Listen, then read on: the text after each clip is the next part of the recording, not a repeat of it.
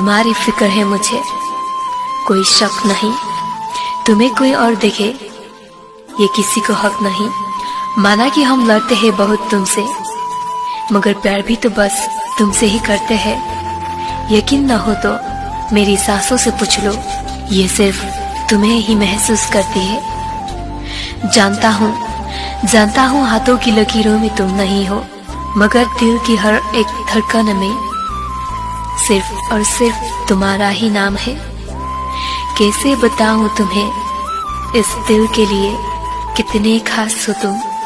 फासले तो कदमों के हैं, पर हर वक्त दिल के पास हो तुम। जिंदा रहे तो हर वक्त पल तुम्हें याद करेंगे, और भूल गए तो समझ लेना खुदा ने हमें याद कर लिया।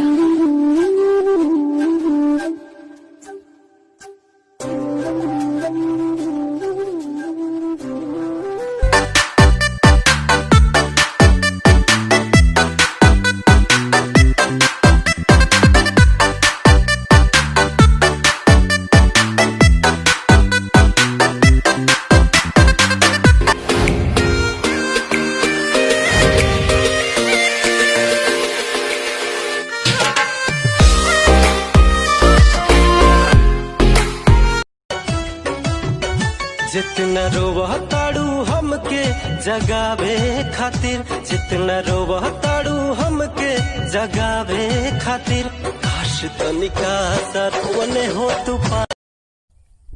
हेलो, खाना खा लो आऊ। हट हट। हाँ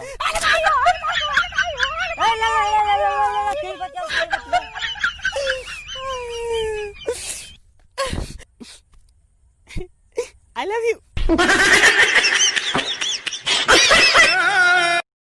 क्या नाम है आपका? प्रिया। प्रिया। ओके ओके, तो पूरा ओइठ के कहे के बोलो तारू का हो?